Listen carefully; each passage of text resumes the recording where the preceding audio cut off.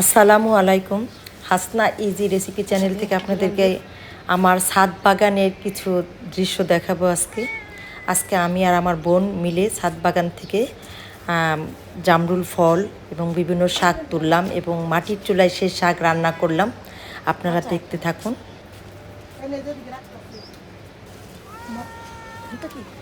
আল্লাহ মাগো, কি সুন্দর! ওমা,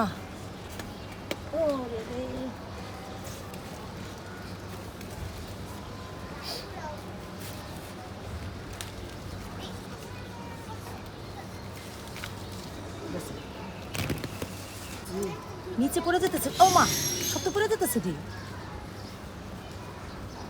এগুলো তো সব ছেঁড়া দরকার। এই আচ্ছা, এই পাশের সবগুলো ছিঁড়ে ফেলাও। এই দেখ, দেখা হয়েছে।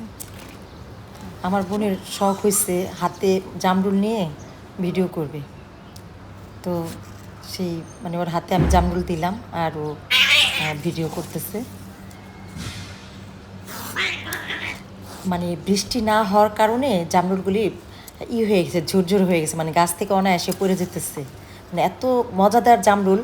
অন্য অন্য জামরুল যেমন পানসে হয়, আমাদের জামরুলটা তেমন না। জামরুলটা খুব মিষ্টি।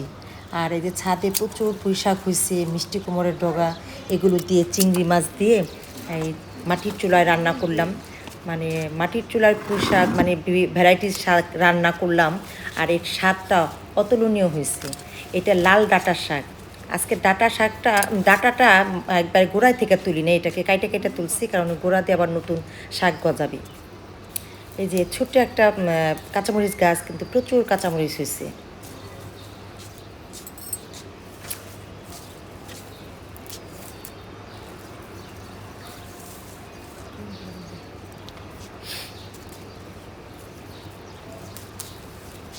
আমার বোন কাঁচামরিচ তুলতেছে।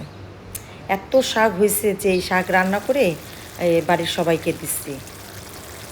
এই যে মাটির চুলার শাক রান্না।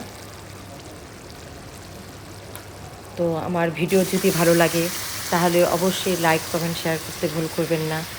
আপনাদের কমেন্টের মাধ্যমে আমরা অনুপ্রেরণা পাই আরও সুন্দর সুন্দর ভিডিও করার।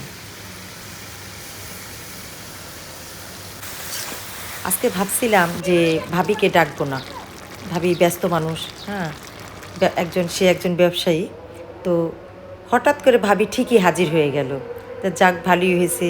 তার ভাগ্যে আজকে শাক, মানে সবাই গাছের শাকটা খুব পছন্দ করে, তো সবার ঘরে ঘরে শাক রান্না করে দিলাম। আর এটা আমার ছাদ বাগানে সুদর্শন ফুলটা দেখেন কি দারুণ হয়েছে। অনেকে বলে কাঠগোলাপ, এটাকে কাঠগোলাপ বলে কিনা আমি জানি না। এই যে আমার জামরুলের ছবিগুলি এত সুন্দর হয়েছে। আল্লাহ হাফেজ।